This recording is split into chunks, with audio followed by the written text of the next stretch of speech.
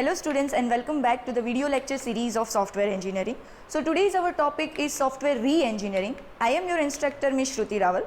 So let us see what is today's outline. So the first thing that we are going to study in today's lecture is software maintenance. Okay, we will study what do you mean by software maintenance, we will study what are the different types of software maintenance, and then we will study what are the different benefits of software maintenance. The next thing that we are going to study is a little bit brief about what is software re-engineering. Then we will study software re-engineering process. So there is a whole process that goes into re-engineering. We will study that process in detail. And the last thing, that is reverse process, or you can say reverse engineering. So basically reverse engineering is a sub part of software re-engineering, and we will see what is reverse engineering and how can we perform reverse engineering, right? So let us see the first topic of today's lecture, that is software maintenance. Now what is software maintenance and why it is of so importance that we are taking it as a topic in software engineering? Because software maintenance is now widely accepted as a particular phase of software development life cycle.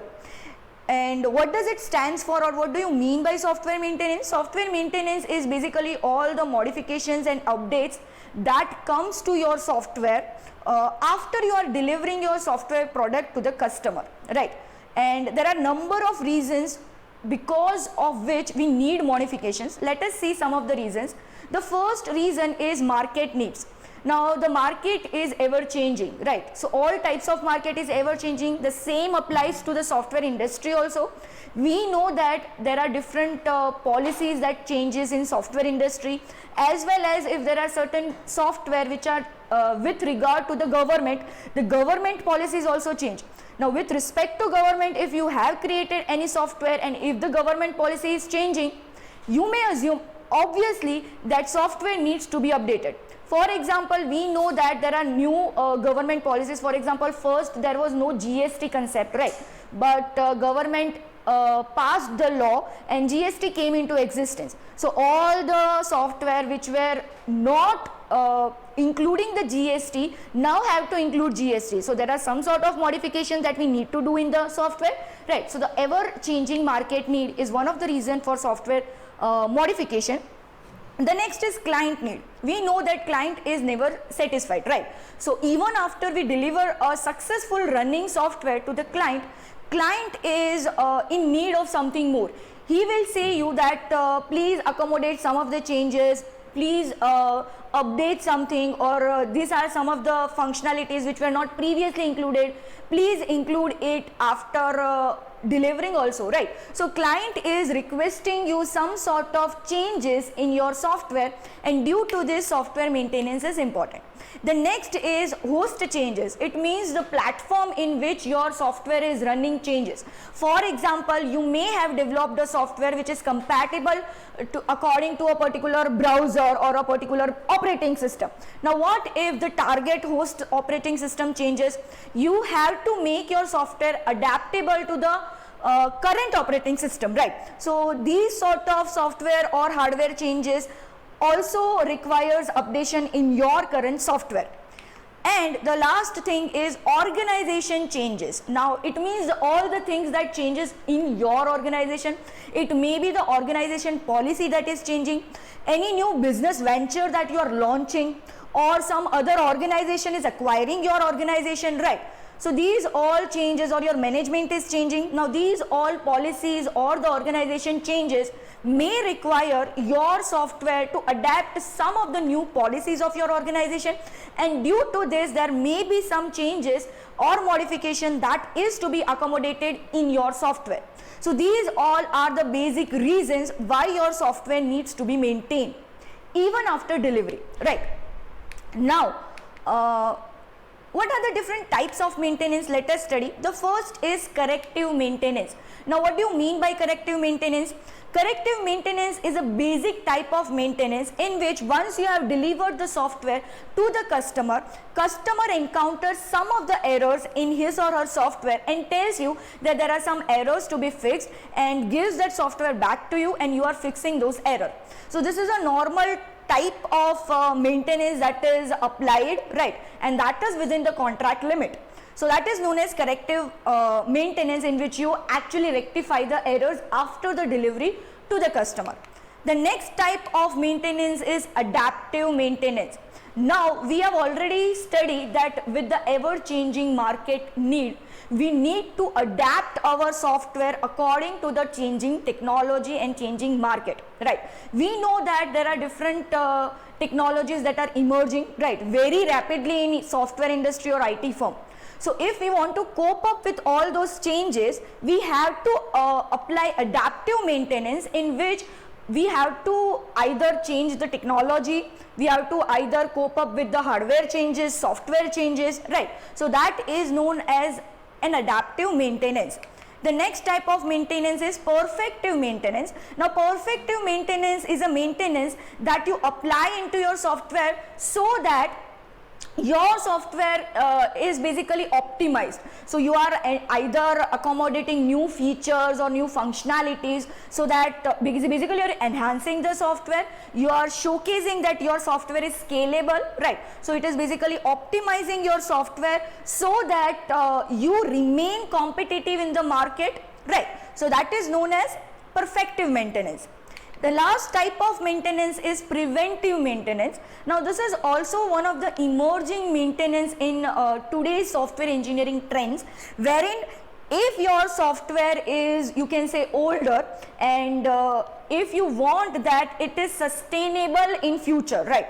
Now currently it is possible that your software is working perfectly, all the functionalities are according to the limit which customer is requiring, the technology is up to date, but preventive maintenance is basically a maintenance in which you foresee the future. You can see the future, in which you are seeing that if I am not maintaining or if I am not adapting the changes, then in future these particular software may deteriorate or it will not be according to the competitive market, right?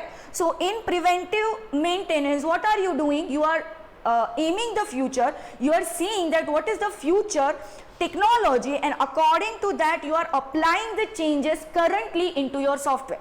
So these are the four types of maintenance. The first is corrective, in which you solve the errors. The second is adaptive, in which you cope up with the ever changing technology, hardware and software. The third is perfective, in which you enhance your software by adding new functionalities. And the last is preventive, in which you are basically applying software re-engineering methodologies, in which you either re-engineer the part of your system or some of the functionalities of your system, right? Now the next topic of our lecture is software re-engineering. Now what do you mean by software re-engineering? Basically software re-engineering is the examination and alteration of a system to reconstruct it in a new form. Okay, so what does this mean? It means that we already have a system in existence, it is fully coded. Why will we apply re-engineering technique? We will apply re-engineering technique in certain conditions when we want that our software either performs better, right? So for the improvement of our software, we are applying re-engineering techniques. We are either applying the re-engineering techniques so that our software becomes new, right? If we have a legacy software that is very old, that is 10 to 20 years old, and it is not actually according to the current market trends, what we will do? We will apply the software re-engineering technique, in which we are not developing the software from scratch, but we are just examining the current software, and we are either reconstructing part of the software, or we are modernizing the technology of the software so that it copes up to the current market trends or the technologies, right? So that is software re-engineering. Also, what is software re-engineering? It is a process where the design of software and programs are rewritten.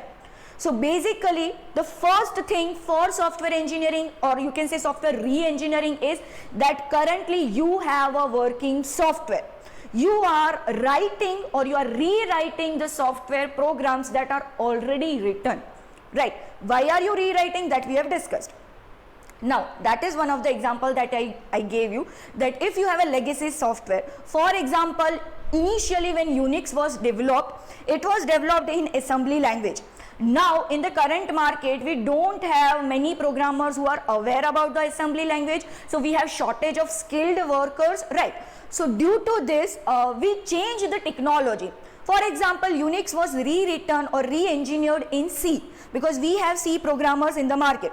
So we have, according to the technological wave that has come, we have rewritten Unix in C, and that is how re-engineering is required for the legacy software. Also, some of the software has some functionalities which are obsolete. It means they are of no use in current market. So what we do, we discard those functionalities and we write some of the new functionalities. So we are not basically developing whole software from scratch, but we are developing part of the software. That sort of thing is known as software re-engineering, right? Now let us see what are the advantages of software re-engineering.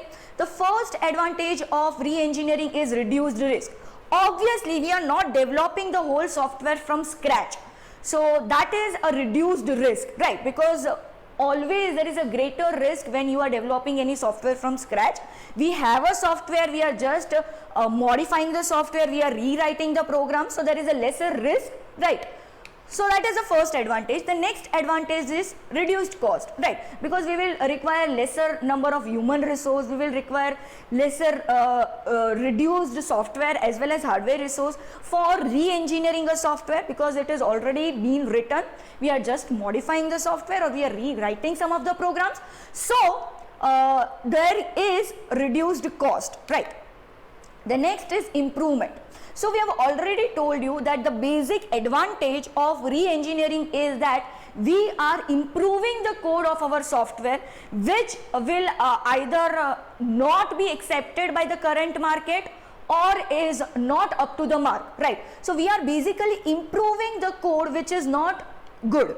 The next or the last advantage of software re-engineering is it saves time. Obviously, if we develop a software from scratch, that whole duration will be greater than your re-engineering work, right? Because in re-engineering we are only developing a part of the software that needs to be re-engineered and not the whole software, right? Or we are just changing the technology, right? So for example, we have automated tools in which you can rewrite the whole program in different language, that is a programming language. So you are using some of the automated tools which saves a lot of time, right? Now let us see what is the software re-engineering process or methodology. Before seeing the whole process, we need to understand that the two main terms in software re-engineering are reverse engineering and forward engineering. So this is, you can see this is a reverse engineering where you have a code, you from code you are actually deriving the design, and from design you are getting the requirement or the customer specification. That whole process is known as reverse engineering.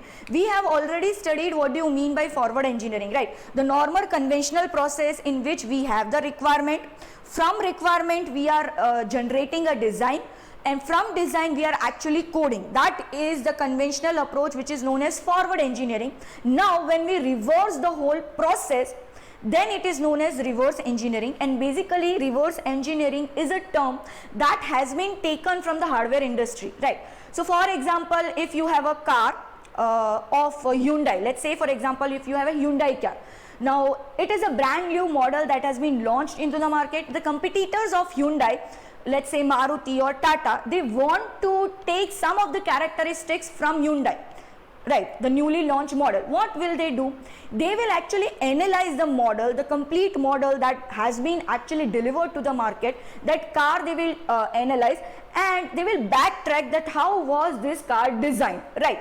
So this backtracking of design specification is known as reverse engineering in hardware industry, and this whole concept was taken from hardware industry into software industry, wherein you actually dissect the code and you take the characteristic of the code for understanding that how was this code created, right? So that sort of thing is known as reverse engineering. So these are the two terms which are very important if you are applying software re-engineering, right? Now let us study what is the software re-engineering process. The first thing that we will do while applying software re-engineering is inventory analysis. Now what do you mean by inventory analysis? Inventory analysis, because we know that we want to apply software re-engineering, we have decided that there is a software, let us say it is a legacy software which we need to re-engineer, right? It means some of the parts are to be modified, or it is a possibility that technology is to be updated. The first thing that we will do is we will analyze the inventory. Inventory can be anything that is related to that software. It may be the source code, it may be the documentation, and in documentation I am talking about all sorts of documentation, whatever is available. Whether you are having the testing documents, whether you are having the designing documents, whether you are having the requirement documents, it is possible that if your software is a legacy software that was developed before 20 years, these documents are not available. Then the only thing you have in hand to analyze will be your source code. But we need to analyze that what type of coding is done, what was the programming language in which the code is done, will we be able to update it, right? So these all are the questions that we need to ask while we are doing inventory analysis, so that we don't stuck into the middle. So if in inventory analysis we get an idea that this software is not modifiable, we will stop at that point only, right? The next thing after inventory analysis is document restructuring. So from inventory analysis, there may be some things that we have recovered, right? For example, if you have some sort of design document or you have some sort of code document that you have recovered, you will basically restructure the document according to the modification that you want, right? For example, your software was developed in normal conventional methodology, and you want to develop it now using object oriented concept, right? So what you will do, you will basically restructure the document according to the object oriented methodology. So you will have to write or rewrite the diagrams that were already created, right? After document restructuring, you are applying reverse engineering. Now we have already studied a brief of reverse engineering, and we are going to study in detail what is reverse engineering after this slide. But here you need to understand that reverse engineering is basically dissecting our source code, in which we are trying to identify that what are the data structures that are written, or what was the data model that is used, and from all of these information we are actually trying to specify a whole design document as well as requirement specification, right? So we are processing the whole process of software engineering in the reverse order, in which we have a code, we are going from code to design document, and from design document we are moving to the requirement document. That is known as reverse engineering.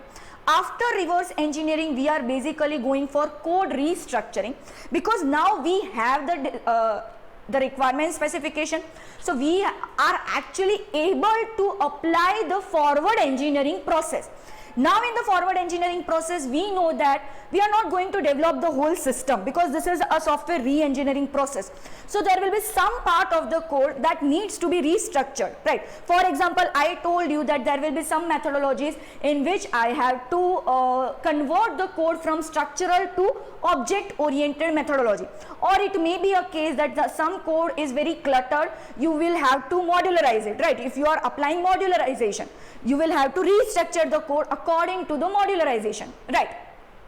So that is code restructuring, in which you will basically check out the data structures that has been used, you will check out the interlinking or the interfaces that has been used, and you will restructure the whole code source code, right? The next is you can say data restructuring. After code restructuring, we are basically going for data restructuring.